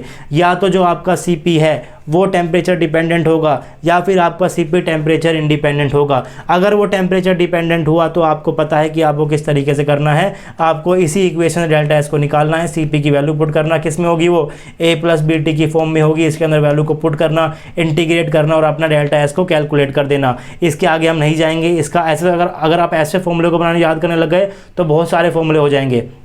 आपको लास्ट केस के अंदर भी जब आपका CV टेम्परेचर डिपेंडेंट था, आपको उस केस के अंदर भी फॉर्मूले को याद नहीं रखना, मैं बस बता रहा था कि आपको किस तरीके से उसको करना पड़ेगा। तो अगर आपके पास CP या CV टेम्परेचर डिपेंडेंट आपको मिल गया तो आपको इस इक्वेशन से शुरू करना है अपना ds को निकालना, इस इक्वेशन से। यानी कि आपको, आप बोल सकते हो कि आपको यहाँ से शुरू करना है अपना ds को निकालना, अगर आपका CP या फिर CV आपको टेम्परेचर डिपेंडेंट मिला। लेकिन अगर आपका टेम्परेचर इंडिपेंडेंट है तो आप फॉर्मूला बना सकते हो, टेम्परेचर इंडिपेंडेंट है, CP को बाहर निकालो, dt by T integration T1 by T1 से निकल कर आएगा ln T2 बाई T1, अभी बात की थी। R आपका कांस्टेंट है, बाहर निकाल दिया, dP बाई P क्या बनेगा, P1 P2 लिमिट है, तो R इंटू में ln P2 बाई P1, ये आपका फॉर्मूला बनकर आ गया। Delta S is equal to CP ln T2 by T1 minus R ln P2 by P1। अब बात करते हैं कि इन फॉर्मूले को किस तरीके से याद करते हैं। ये फॉर्मूला किस कंडीशंस के लिए था, मैंने आपको बताया है कौन सा कंडीशन आपको याद रखनी है, किस कंडीशन के लिए आपको कौन सा फॉर्मूला लगाना है। तो जो चीज़ें आपको याद करनी है एंट्रोपी के अंदर से, उनकी बात करते हैं। सिर्फ आपको ये वाला पेज जो भी यहाँ पर आपके सामने है, आपको सिर्फ इस पेज को ही याद करना है। इस पेज से आपके सारे के सारे क्वेश्चन हो जाएंगे, और जितनी बातें हमने अब तक की है एंट्रोपी की, आपको बातें पता होनी चाहिए। तो आपको पता होगा कि आपको कौन सा फॉर्मूला कब लगाना है। तो आपको पहली चीज़ क्या रिमेंबर, आपको क्या क्या चीज़ें याद रखनी है। पहली चीज़ आपको क्वेश्चन में अंदर देखना है कि क्या आपका फेस सेम है, अगर फेस सेम है तो आगे बढ़ो। क्या आपके वेरिएबल डिफर कर रहे हैं, ठीक है, वेरिएबल डिफर कर रहे हैं तो आगे बढ़ो। सिस्टम आपका आइडियल है और रिवर्सिबल आपका प्रोसेस है, उस प्रोसेस के अंदर मैंने ये सारे के सारे फॉर्मूले लिखे हुए हैं, आपको यही फॉर्म याद करनी है। कैसे याद करोगे आप इसको, देखिए आपको ds करना है। ds क्या है, ds है, ds आपका चेंज इन एंट्रोपी है, तो आप निकाल ही रहे हो। इक्वल टू क्या होगा, आपको क्या करना है, CV dt by T, dt by T आएगा, पहले में dt बाई T ही आएगा। एक बार मल्टीप्लाई में CV है, एक बार मल्टीप्लाई में Cp है, dt/t तो आएगा ही, एक बार मल्टीप्लाई में Cv है, एक बार मल्टीप्लाई में Cp है। अगर Cv है तो dv/v आएगा, Cv में v आता है तो पीछे भी dv/v आएगा, पीछे भी dv/v आएगा। Cp है तो प्लस आएगा, Cp है तो प्लस आएगा, Cv है तो प्लस आएगा, Cv है तो dv/v आएगा, प्लस का r dv/v हो गया। इस फॉर्मूले को कैसे याद करोगे, आपको ds लिखना है इक्वल टू क्या, अगर Cv आपको Cv dt/t, पहले dt/t तो आपको लिखना ही है, अगर आगे Cv है तो उसका मतलब क्या, plus r dv/v, plus r dv/v। अगर आपका Cv है तो पीछे भी dv/v है। अब बात करते हैं Cp की फॉर्म में, ये आपका फॉर्मूला निकल कर आ गया v और t के अंदर, ये फॉर्मूला निकल कर आया v और t के अंदर। अब बात करते हैं p और t के अंदर, कैसे लिखोगे, ds को लिखोगे इक्वल टू क्या, dt/t तो आपका था ही, अब किस में कर रहे हो, यहाँ पर t और p में कर रहे हो, t और p में कर रहे हो। देखिए Cp और Cv, यहाँ पर v है और यहाँ पर p है, तो जब p और v होगा उसको छोड़ दो, या तो v और t के साथ या तो p का t के साथ। अगर v का t के साथ है या p का t के साथ तो कैसे निकालोगे, ds इक्वल टू dt/t तो करना ही है, क्या लिखोगे, Cp लिखोगे, Cp लिख दिया, Cp अगर आपने लिखा है तो माइनस का r, p है तो dp/p, p है तो dp/p। अगर Cv है तो dv/v प्लस के r के साथ, Cp है तो dp/p माइनस के r के साथ। आपको इस तरीके से याद करना है। अब बात करते हैं किसकी, अब बात करते हैं p और v जब आपका साथ साथ है, p और v आपका साथ साथ, तो p है तो Cp भी आएगा, v है तो Cv भी आएगा रिलेशन के अंदर। कैसे आएगा देखते हैं, उसकी बात करते हैं। देखिए p के साथ, जहाँ p है उसके साथ Cv, जहाँ v है उसके साथ p, ds क्या हो जाएगा, आप कुछ भी लिख सकते हो, पहले dp/p लिख दो और dv/v लिख दो। अब p है तो Cv के साथ, v है तो Cp के साथ, बाद में इसको ऐड कर दो। अब आप इसको इसको आगे पीछे भी लिख सकते हो, क्योंकि आप तो एडिशन कर रहे हो, एक ही बात है। आप इसको dv/v प्लस का dp/p भी लिख सकते हो, उसके अंदर भी कोई दिक्कत नहीं है। dv/, ये आपका होगा dv/v लिखो प्लस का dp/p लिखो। इसके बाद वो क्या करना है, जहाँ पर v है वहाँ पर आपको Cp लगाना है, जहाँ पे p है वहाँ पर आपको Cv लगाना है, इक्वल टू क्या हो गया, ये आपका ds हो गया। तो आपको इन फॉर्मूले को याद रखना है, फंडामेंटल इक्वेशन जो है वहाँ से ड्राइव हुए हैं, ये कैसे ड्राइव हुए हैं वो याद रखना है। आपको फंडामेंटल इक्वेशन वो याद हो तो बहुत ही अच्छी बात है, वो तो आपको याद होनी ही चाहिए। वो मैंने कैसे निकाली थी, फर्स्ट लॉ ऑफ थर्मोडायनामिक्स का यूज़ किया था, dq equal to du minus का w था, du को मैंने Cv dt लिखा, माइनस w को मैंने pdv लिखा, तो आपका ds आपका dq निकल कर आ गया Cv dt प्लस का pdv, इधर भी t से डिवाइड करो, इधर भी t से डिवाइड करो, dq/t तो आपका क्या हो गया, ds हो गया, इक्वल टू क्या आ गया, Cv dt plus pdv divided by t। ये आपकी फंडामेंटल इक्वेशन है। इस फंडामेंटल इक्वेशन से आपने तीन फॉर्म याद करी, v और t के अंदर, p और t के अंदर और p और v के अंदर। याद कैसे करोगे, आपको ds लिखना है, आपको ds लिखना है। मान लो आपको किसके अंदर लिखना है, आपको लिखना है v, और आपको लिखना है सबसे पहले t और v के अंदर। t और v के अंदर लिखोगे तो यानी कि सिर्फ Cv आएगा, यानी कि सिर्फ Cv है, क्योंकि p तो यहाँ पर है ही नहीं, तो कैसे लिखोगे, ds इक्वल टू क्या, dt/t तो कर ही दो, dt/t तो कर दो। यहाँ पर आप वॉल्यूम की बात करें तो Cv करोगे, Cv आएगा तो प्लस का r, Cv है तो dv/v, ये है तो dv/v। अब बात करते हैं Cp इसकी t और p की टर्म के अंदर, यानी कि t और p है तो यानी कि क्या, Cp आएगा, Cp आएगा तो ठीक है। ds इसका मतलब क्या, d है तो dt/t तो आपका है ही, साइड में आप Cp लगाओगे, आपका यहाँ पर p है, इसका मतलब क्या, माइनस का r dp/p, ये भी आपका याद हो गया। अगर आपके पास किस में निकाल रहे हो, आप p और v में निकाल रहे हो, तो p से तो मेरा Cp बनता है, v से तो आपका Cv बनता है, तो Cp और Cv दोनों आएंगे। कैसे निकालोगे, ds, p भी है और v भी है तो dp/p भी आएगा, dv/v भी आएगा, जहाँ पर v है वहाँ पर Cp लगा दो, जहाँ पर p है वहाँ पर Cv लगा दो, और बाद में इनको ऐड कर दो। तो आपको ये वाली अगर इक्वेशन याद है तो आपको यहाँ से फॉर्मूले भी याद हैं। अब फॉर्मूले यहाँ से कैसे याद करने हैं वो देख लो। मैं यहाँ पर इंटीग्रेट कर रहा हूँ विदाउट लिमिट के साथ, तो कैसे करूँगा, Cv आपका बाहर है, Cv आपका क्या है, Cv आपका कांस्टेंट लोगे, इसके Cv को बाहर निकाला, dt/t क्या हो गया, ln t हो गया, प्लस का r बाहर है, dy/v क्या हो गया, r ln v हो गया, प्लस में आपने बाहर s0 लगा दिया। अगर आपको ये याद है तो यहाँ से तो आप 1 मिनट में यहाँ तक पहुँच जाओगे। बात करते हैं अगले केस की, जहाँ पर आपका जो Cv है वो टेम्परेचर इंडिपेंडेंट है। देखिए अगर डिपेंडेंट हुआ तो आपको यहीं से चलना है, अगर डिपेंडेंट हुआ तो आपको यहीं से क्वेश्चन को शुरू करना है, आपको डिपेंडेंट हुआ तो आपको क्वेश्चन को यहाँ शुरू करना है इंटीग्रेशन लगाकर। लेकिन अगर इंडिपेंडेंट हुआ तो Cv को आप बाहर निकाल सकते हो, Cv को आपने बाहर लगा दिया, लिमिट क्या है, ln t2/t1 प्लस का r ln v2/v1, ये भी आप इजीली याद कर सकते हो। ये मैंने ln की टर्म में लिखा है, जब मैं log में लिखूंगा तो कैसे लिख दूंगा, ln को 2.303 एन भी लगा दिया मैंने। अगर मान लो यहाँ पर आपको मोल दिया गया है, 1 मोल ना हो, 2 मोल हो, 3 मोल, तो आप एन भी लगा सकते हो। एन आप यहाँ पर भी लगा सकते हो, कोई दिक्कत नहीं है। N C V L N T two by T one हो जाएगा, N R L N V two by we one हो जाएगा। लॉग के अंदर क्या होगा 2.303 N C V log T two by T one plus 2.303 N R log V two by we one. ये मेरा किस में है, टी और वी के अंदर है। तो उस तरीके से आप रिलेशंस को याद कर सकते हो। ये आपके पास किस टर्म में है, टी और पी के टर्म में है। ये आपके पास टी और पी के टर्म में है। एस क्या हो जाएगा, विदाउट लिमिट इंटीग्रेट कर रहा हूँ तो क्या होगा, c p l N t plus minus का r L N p plus का एस नोट। डेल्टा एस निकालूंगा, लिमिट्स के साथ यहाँ पर पुट कर रहा हूँ। सी पी आपका क्या है, टेम्परेचर इंडिपेंडेंट है, तो आपने सी पी को बाहर निकाल दिया। D T by T limit के साथ क्या हो जाएगा, L N T two by T one, minus का बाहर था, आर कॉन्स्टेंट है बाहर निकल गया। D P by P limit के साथ क्या हो जाएगा, L N P two by P one, तो ये भी आपका निकल कर आ गया। एल एन को आप लॉग में कर सकते हो, मोल है तो साथ में उसको मल्टीप्लाई कर दो। उस तरीके से इस केस के अंदर भी कर सकते हो। कैसे निकलोगे इसको, अगर लिमिट के बिना कर रहा हूं तो इंटीग्रेशन कर रहा हूं विदाउट लिमिट, तो क्या सी वी तो बाहर है ही, इसका क्या निकलेगा एल एन पी प्लस का सी पी तो बाहर है ही, इसका क्या निकलेगा एल एन वी प्लस का एस नोट। ये आपके पास निकल कर आ गया इस तरीके से। अगर मैं डेल्टा एस निकालूंगा तो क्या निकालूंगा, Cp और Cv मैं ले रहा हूँ टेम्परेचर इंडिपेंडेंट। अगर टेम्परेचर डिपेंडेंट हुआ तो आपको ये इक्वेशन लेते हुए इंटीग्रेशन करना है, यहाँ से शुरू करना है क्वेश्चन, यहाँ से शुरू करना है क्वेश्चन। लेकिन अगर टेम्परेचर इंडिपेंडेंट दिया गया है तो Cv को बाहर निकालो, लिमिट लगाऊंगा डी पी बाई पी से निकल कर आएगा l N P two by P one plus का c p l N V two by we one. तो आपको बेसिकली याद क्या करना है, आपको बेसिकली ये आपको 3 इक्वेशन याद करनी है। इंटीग्रेशन तो यहाँ से आप 5 सेकंड के अंदर भी कर सकते हो। आपको ये याद करना है, आपको ये याद करना है और आपको ये याद करना है, और ये इजीली आप याद कर भी सकते हो। मैंने आपको तरीके भी बता दिए हैं। अब करते हैं कुछ क्वेश्चंस जो आए हुए हैं गेट के अंदर भी और जेआरएफ के अंदर भी। हमें चारों प्रोसेस पढ़ने हैं, हमें रिवर्सिबल वाला भी देखना है, reversible transformation, irreversible transformation, reversible phase transformation, irreversible phase transformation. हमने अभी तक क्या पढ़ा है, हमने अभी तक पढ़ा है सिर्फ रिवर्सिबल ट्रांसफॉर्मेशन। उससे रिलेटेड क्वेश्चन करा रहा हूँ बस मैं आपको अभी, जो क्वेश्चन आपसे पूछे गए हैं गेट और नेट के अंदर। तो मान लीजिए आपके पास क्वेश्चन कैसा गिवन होगा, आपको गिवन होगा 1 mole of argon is transformed as 300 kelvin. ये आपको टेम्परेचर कंडीशन दी गई है। 1 मोल ऑफ आर्गन 300 केल्विन से 300 केल्विन एक बार से 200 केल्विन 10 बार पर चला गया, यानी कि आपके वेरिएबल्स चेंज हुए हैं, टी और पी चेंज हुए हैं, T1 P1 दे रखा है और T2 P2 दे रखा है। आपका यहाँ पर वेरिएबल्स चेंज हुए हैं लेकिन आपकी स्टेट चेंज नहीं हुई है, आपको गिवन भी नहीं है स्टेट चेंज गिवन है, तो आप क्या मानोगे, यहाँ पर आपकी स्टेट चेंज नहीं हुई है, आर्गन से आर्गन में ही वो रहा है।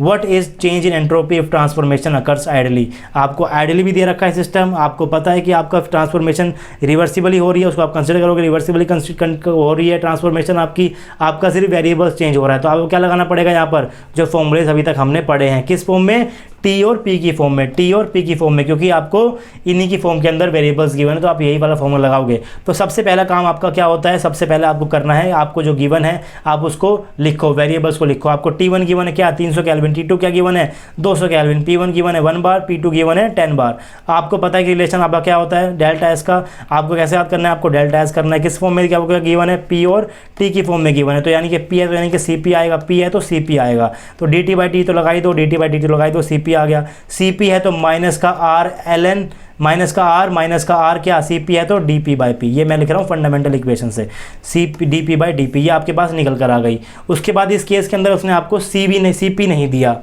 अब अगर उसने सी पी नहीं दिया तो आप सी पी कहाँ से निकालोगे।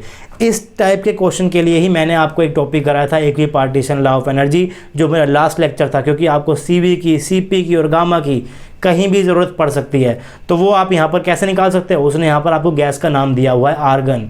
आर्गन कैसी होती है, आर्गन होती है मोनोटॉमिक, और मोनोटॉमिक के लिए आपको CV निकालना आता है। कैसे निकालते हो, आप U निकाल सकते हो, आप इंटरनल एनर्जी को निकाल सकते हो, उसके बाद आप CV को निकाल सकते हो, CV निकल गया तो आप CP भी निकाल सकते हो। कैसे निकालते हो आप उस चीज़ को, आपको पता है कि आपकी गैस कैसी है, मोनोटॉमिक है। क्या गिवन है आपको, क्योंकि आपको आर्गन गिवन है, कैसी होती है, मोनोटॉमिक होती है। मोनोटॉमिक के अंदर सारे के सारे डिग्री ऑफ फ्रीडम कैसे होते हैं, ट्रांसलेशन होते हैं, सिर्फ और सिर्फ 3 ही होते हैं, क्योंकि आपके पास सिर्फ एक एटम है। टोटल डिग्री ऑफ फ्रीडम कितनी होगी, 3 × 1 इक्वल टू क्या, 3। तो तीनों की तीनों कैसी होगी, ट्रांसलेशन होगी, और एक ट्रांसलेशन को कंट्रीब्यूट करती है 1/2 RT टुवर्ड्स इंटरनल एनर्जी। तो आपका U निकल कर आ गया क्या, 3/2 RT। अगर U आपका 3/2 RT है तो आपका CV हो गया 3/2 R। अगर आपका CV 3/2 R है तो इसके अंदर एक R ऐड कर दो, आपका CP निकल कर आ गया। ये निकल कर आ गया क्या, 5/2 R आपका CP निकल कर आ गया। तो आपके पास CP भी है। आपका फॉर्मूला यहाँ से जब इंटीग्रेट करो तो क्या निकल कर आएगा, आपका फॉर्मूला निकल कर आ जाएगा आपके पास 2.303 CP log T2/T1 minus 2.303 R log P2/P1। P2 है, P1 है, T2 है, T1 है, CP आपने निकाल लिया। अभी तो आपके पास सारे के सारे वेरिएबल हो गए, इसके अंदर वैल्यू को पुट करो, आपका क्वेश्चन ईजिली हो जाएगा। तो इस तरीके से आपको क्वेश्चन को अप्रोच करना है। एक और क्वेश्चन देखते हैं जो गेट में आपसे पूछा गया है। What is the change in entropy when 1 mole of ideal gas is compressed to 1/4 of its volume and simultaneously heated to twice its temperature. यानी कि यहाँ पर भी जो आपका फेज़ है वो ट्रांसफॉर्म नहीं हुआ है, उसमें गिवन नहीं है कहीं भी आपका फेज़ ट्रांसफॉर्मेशन टेक प्लेस हुई है। तो आपको यहाँ पर फेज़ क्या करना है, सेम करना है, सिर्फ वेरिएबल्स चेंज हो रहे हैं। कैसे चेंज हो रहे हैं वेरिएबल्स, आपका यहाँ पर गिवन है जो आपका मोल कितना आपके पास, मोल आपके पास 1 मोल है। उसके बाद आपको क्या गिवन है, उसके बाद आपको गिवन है कि आपको कंप्रेस किया है। कैसे, आपको कंप्रेस करके कहाँ पहुँचे, V1 से आप कहाँ पहुँच गए, V1/4 पहुँच गए, 1/4 तक आपने कंप्रेस किया। और आपको गिवन है कि जो आपका टेम्परेचर है T1 से आपको उसको कहाँ तक कहाँ किया, उसको 2T1 तक आपने उसको हीट किया है। तो ये चीज़ें आपको गिवन है। आपने वॉल्यूम V से, आप इसको बोल सकते हो कि जो आपका वॉल्यूम है वो V से V/4 जा रहा है, टेम्परेचर आपका T से 2T जा रहा है। तो आपको सारे के सारे वेरिएबल्स यहाँ पर गिवन है। ये आपके पास क्या है, ये आपके पास V1 है, ये आपके पास क्या है, ये आपके पास V2 है, ये आपके पास क्या है, ये आपके पास T1 है, ये आपके पास क्या है, ये आपके पास T2 है। तो आपको V और T वाली इक्वेशन लगानी पड़ेगी जो V और T के फॉर्म के अंदर आपको याद कराई गई है। आपको वो वाली इक्वेशन लगानी है और उस वाली इक्वेशन की हेल्प से आपको डेल्टा S निकालना है। अब डेल्टा S आपको CV और CP की फॉर्म में दिया गया है, इसका मतलब आपको CP और CV कैलकुलेट नहीं करना। और वैसे भी यहाँ पर उसने बताया नहीं है कि आपके पास गैस कौन सी, यानी कि उसने आपको गैस का नाम भी नहीं दिया, तो आप CP और CV वैसे भी नहीं निकाल सकते। ऊपर वाले केस के अंदर उसने आपको गैस का नाम दिया है, वहाँ से आप CP और CV को निकाल सकते हो और उसी तरीके से ही आपका CP और CV निकलेगा। तो चलिए देखते हैं इस क्वेश्चन को कैसे करते हैं। मैं आपको एक क्वेश्चन और करा देता हूँ। आपका क्या क्या गिवन है मैं यहाँ पर लिख देता हूँ। आपका जो V1 है वो क्या है, V है। V2 क्या है, V/4 है। जो आपका T1 है वो क्या है, T है। जो आपका T2 है वो क्या है, 2T है। आपको इक्वेशन यूज़ करनी है V और T की फॉर्म के अंदर। तो अगर आपके पास V गिवन यानी कि आपके पास इक्वेशन में CV आएगा, तो आप कैसे लिखोगे, डेल्टा S क्या हो जाएगा आपका, डेल्टा S हो जाएगा पहले तो आप dt/t लिखोगे। अगर आप CV दी तो यानी कि आप यहाँ पर CV लगाया, CV है तो प्लस का R कर दिया, यहाँ पर V है तो क्या करोगे आप, dp/p कर दोगे, यहाँ पर V है तो dv/v कर दोगे, dv/v कर दोगे। तो ये आपका फॉर्मूला तैयार है। उसके बाद आपको इसको इंटीग्रेट करना है। इंटीग्रेट करोगे तो CV का आप यहाँ पर क्या लोगे, CV यहाँ पर आप टेम्परेचर इंडिपेंडेंट ही लोगे। अगर कुछ भी गिवन नहीं है तो आप जनरली CP और CV को टेम्परेचर इंडिपेंडेंट ले सकते हो। CV को मैंने बाहर लगाया, लिमिट लगा के मैं इंटीग्रेट कर रहा हूँ। क्या लिख दोगे इसको आप, ln T2/T1। इसको आप क्या लिख दोगे, प्लस का R ln V2/V1। अब आप T1 T2 T1 की यहाँ पर वैल्यू पुट करो। T2 आपके पास क्या है, मैं यहाँ पर वैल्यू पुट कर रहा हूँ, देख लीजिए आप यहाँ से।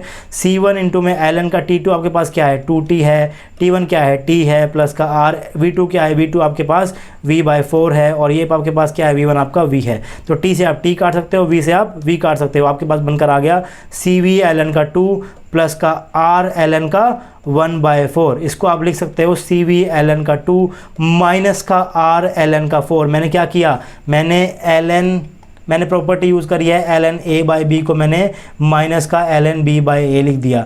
मैंने ln के A/B को माइनस का ln B/A लिख दिया। अगर आपके पास ln 1/4 है तो आप इसको लिख सकते हो माइनस का ln 4/1। और ln 4/1 की जगह तो आप खाली 4 ही लिख दो। तो मैंने इसको क्या लिख दिया, मैंने इसको माइनस का ln 4 लिख दिया। मैंने इसको यहाँ पर यूज़ कर लिया। उसके बाद आप इसको ये भी लिख सकते हो, आपके पास निकल कर क्या आ गया, आपके पास अभी तक निकल कर आ चुका है CV ln 2 माइनस का R ln का 4। उसके बाद की एक प्रॉपर्टी और होती है, आपको पता है कि ln a की पावर x क्या होता है, x इंटू में ln a होता है। पावर को आप आगे ला सकते हो, तो आप 2 को लिख सकते हो 2 की पावर 2। आप इसको 2 की पावर 2 भी लिख सकते हो, क्योंकि 2 का स्क्वायर क्या होता है, 4 होता है। अगर आपने इसको 2 का स्क्वायर लिख दिया तो आप 2 को उठा के खा सकते हो, बाहर ला सकते हो। आप इसको यहाँ पर बाहर ले आओ, क्या हो गया CV ln 2 माइनस का 2R ln 2।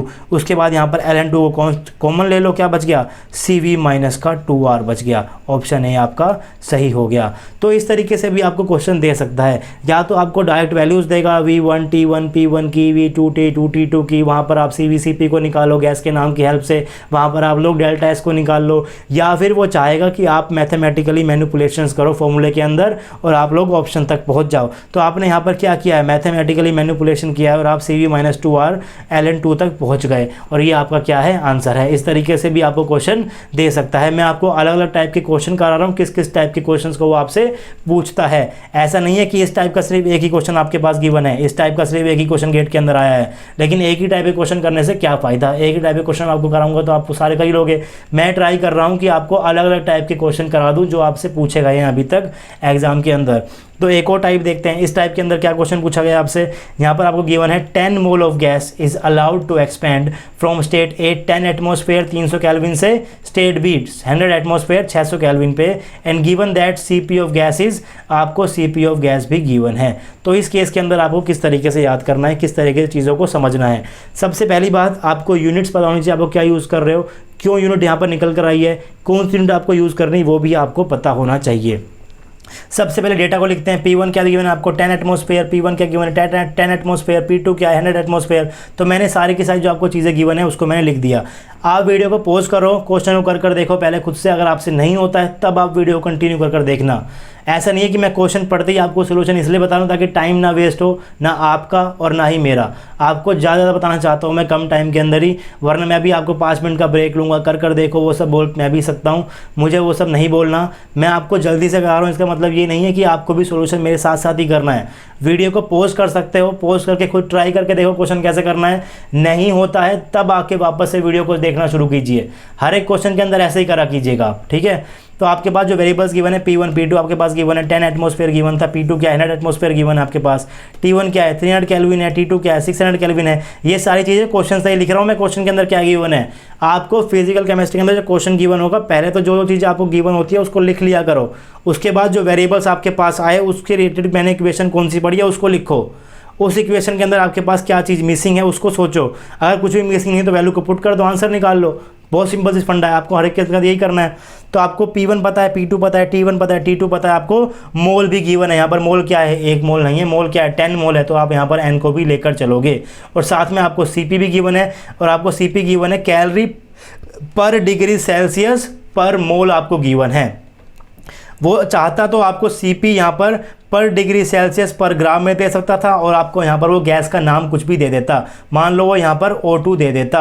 अगर वो यहाँ पर आपको O2 देता और आपको यहाँ पर CP पर डिग्री सेल्सियस पर ग्राम में देता, तो या तो आप मोल को ग्राम में चेंज करो, या तो फिर आप CP को डिग्री सेल्सियस पर मोल के अंदर करो। लेकिन इस केस के अंदर ऐसा नहीं है, उसने आपको गैस का नाम नहीं दिया, उसने आपको P1 P2 दिया है, T1 T2 दिया है, N मोल दिया है, और मोल की टर्म के अंदर ही उसने आपको CP दे दिया। लेकिन आपको उसने CP दिया है कैलोरी के अंदर। सेकेंड चीज़ ये है कि नीचे डिग्री सेल्सियस है। अब इस डिग्री सेल्सियस को केल्विन के अंदर कन्वर्ट मत करना।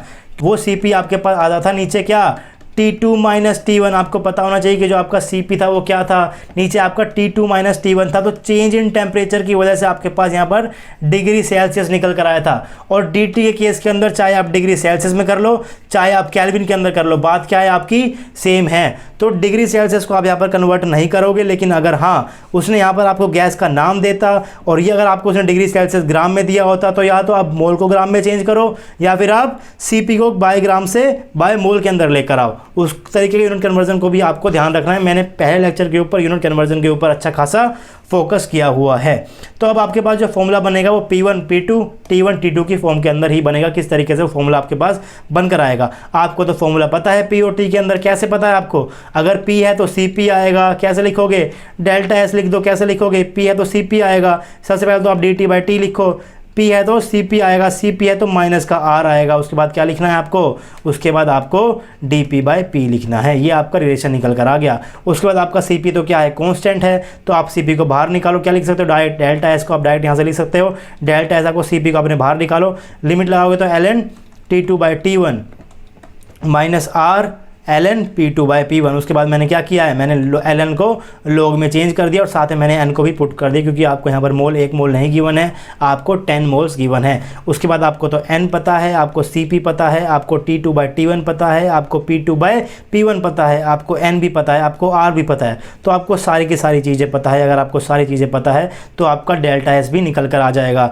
जो T2 की यूनिट है वो T1 से कट जाएगी, जो P2 की यूनिट है वो P1 से कट जाएगी। मोल जो है यहाँ पर जिसकी यूनिट जो बनकर आएगी, आपको जो R की यहाँ पर यूनिट लेनी है वो किस में लोगे आप, क्योंकि आपका CP कैलोरी के अंदर गिवन है, तो आप यहाँ पर R की वैल्यू भी कैलोरी के अंदर ही लोगे। ये चीज़ यहाँ पर इंपॉर्टेंट है। यहाँ पर आप R की वैल्यू 0.0821 नहीं ले सकते। आपको यहाँ पर R की वैल्यू लेनी है 2 कैलोरीज पर मोल पर केल्विन। ये आपको यूनिट लेनी है R की। आप यहाँ पर आर की वैल्यू लीटर एटमॉस्फेयर के अंदर मत लेना, क्योंकि जो आपका Cp है वो कैलोरी में दिया गया है। अगर आपकी ये वाली टर्म कैलोरी के अंदर निकल कर आ रही है तो आपकी ये वाली टर्म भी कैलोरी के अंदर ही होनी चाहिए, तभी तो आप उसको सब्ट्रैक्ट कर पाओगे। तो आप यूनिट्स का यहाँ पर ध्यान रखना। एक और क्वेश्चन लेते हैं जो 2019 के अंदर ही JRF के अंदर आया था, एंट्रोपी से रिलेटेड क्वेश्चन को पढ़ते हैं किस तरह का वो क्वेश्चन था और क्या आपको उसके अंदर करना है। क्वेश्चन आपके पास था 1 mole of monatomic ideal gas is transformed from 300 kelvin and 2 atmosphere to 600 kelvin and 4 atmosphere, यानी कि आपको T और P का रिलेशन दिया हुआ है। व्हाट इज एंट्रोपी चेंज, यहाँ पर उसने ट्रांसफॉर्म किया है, रिवर्सली ध्यान दे, आप उसको रिवर्सली मान सकते हो। और उसके बाद इसने कहा है कि फेज ट्रांसफॉर्मेशन यहाँ पर नहीं हुआ है, तो उसके केस में आपने फॉर्मूला पढ़ा है। आपको गिवन क्या क्या है, आपको T1 गिवन है 300 केल्विन, T2 गिवन है 600 केल्विन, P1 गिवन है 2 केल्विन, P2 गिवन है 4 एटमॉस्फेयर, P1 गिवन है 2 एटमॉस्फेयर, P2 गिवन है 4 एटमॉस्फेयर। वीडियो को पॉज करो, क्वेश्चन को खुद कर देखो, ना हो तब वीडियो को कंटिन्यू करना। मैं आपको लगातार इसलिए कर रहा हूं ताकि आपका और मेरा दोनों का थोड़ा सा टाइम बच जाए। तो आपको तो T और P के अंदर रिलेशन पता ही है क्या होता है, T और P के अंदर आपको रिलेशन पता है। कैसे पता है आपको, क्या लिखोगे आप, डेल्टा S लिखोगे, इक्वल टू क्या लिखोगे आपका सबसे पहले तो dt/T लिखना है। P गिवन है तो Cp लिखो, Cp लिखा तो माइनस का R लिख दो, क्या बच गया पीछे, dP/P। Cp है तो dP/P, Cv है तो प्लस का R dV/V। आपको रिलेशन तो पता है। उसके बाद यहाँ से इंटीग्रेशन करके क्या लिख सकते हो आप, डेल्टा S को लिख सकते हो Cp ln T2/T1 minus R ln P2/P1। अगर मोल भी है तो यहाँ पर भी n लगा दो और यहाँ पर भी n लगा दो, कोई दिक्कत उसके अंदर भी नहीं है। अब इस केस में उसने T1 दिया है, T2 दिया है, P1 दिया है, P2 दिया है, लेकिन उसने इस केस के अंदर भी आपको Cp नहीं दिया। लेकिन अगर कोई बात नहीं, लेकिन उसने आपको कहा है कि आपकी जो गैस है वो क्या है, मोनोएटॉमिक है, मोनोटॉमिक आइडल गैस है। आपने तो इक्विपार्टीशन लॉ ऑफ एनर्जी पढ़ा है। देखिए इस क्वेश्चन के अंदर उसने हर एक चीज़ का यूज़ किया है। इस क्वेश्चन के अंदर उसने यूज़ किया है इक्विपार्टीशन लॉ ऑफ एनर्जी का। अगर आपको इक्विपार्टीशन लॉ नहीं आता तो आप यहाँ पर Cp और Cv को निकाल ही नहीं पाओगे। अगर आप लोग Cp और Cv को निकाल ही नहीं पाओगे तो आप डेल्टा S को भी नहीं निकाल पाओगे। इसलिए हर एक चीज़ पढ़ना ज़रूरी है। आपने अगर कोई भी चीज़ को मिस किया तो आपका एक क्वेश्चन निकल जाएगा। अगर आपने एंट्रोपी के सारे फॉर्मूलेस पढ़े हैं, सारा पार्ट पढ़ा है, लेकिन आपको इक्विपार्टीशन लॉ ऑफ एनर्जी नहीं आता, तो आप इस क्वेश्चन को कैसे कर दोगे, मुझे बता दो। आप Cp और Cv कैसे निकाल दोगे? मुझे तो लगता नहीं कि आप Cp और Cv निकाल पाओगे। तो आपको यहाँ पर मोनोटोमिक दिया गया है और आपको पता है मोनोटोमिक के लिए जो आपकी इंडियन एनर्जी होती है, आपके पास 3 डिग्री ऑफ फ्रीडम किसकी होगी, ट्रांसलेशन की होगी, और 3 ही होती है, रोटेशनल 0 होती है, वाइब्रेशनल 0 होती है। एक का कॉरस्पॉन्डिंग होता है 1/2 RT, तो ये आपके पास हो गया 3/2 RT। T को हटा दो, आपके पास क्या हो गया, Cv आपका हो गया 3/2 R। ये आपका क्या हो गया, ये आपका Cv हो गया। तो आप Cv से क्या निकाल दिया, 3/2 R। Cp क्या हो गया, 5/2 R। तो आपका Cp भी निकल कर आ गया, P1 P2 भी आ गया, T1 T2 भी आ गया। आपको सिर्फ मैथमेटिकल मैनिपुलेशन करना है और इस वैल्यू तक आपको पहुंचना है। मैं आपको एक क्वेश्चन फिर से करा देता हूँ। आपका क्या निकल कर आएगा, आपका डेल्टा S निकल कर आया क्या, Cp इंटू में ln T2/T1 माइनस का R इंटू में क्या, ln P2/P1। ये आपका निकल कर आएगा। Cp आपका क्या आएगा, 5/2 R। वैल्यू रख दो 5/2 R। ln T2 क्या है, T2 है 600, 600/300 क्या हो गया, ln का 1/2 हो गया, ln का 2 हो गया, ऊपर 600 नीचे 300, तो ln का 2 यहाँ पर निकल कर आ गया, माइनस का R।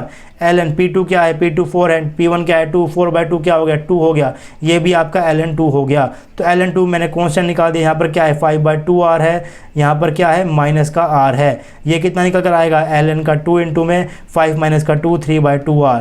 ये कितना आपके पास निकल कर आ गया, इसको ऐसा कहीं ऑप्शन है, ऑप्शन ए क्या है, 3/2 R इंटू में ln 2। सही है। तो 4 नंबर का क्वेश्चन आया था नेट JRF के अंदर, बहुत सिंपल सा क्वेश्चन था और ऐसे ही क्वेश्चन आएंगे, लेकिन क्वेश्चन को करने के लिए आपको सारे के सारे थर्मोडायनामिक्स आनी चाहिए। ऐसा नहीं है कि आपने कोई एक पार्ट किया और कोई एक पार्ट नहीं किया।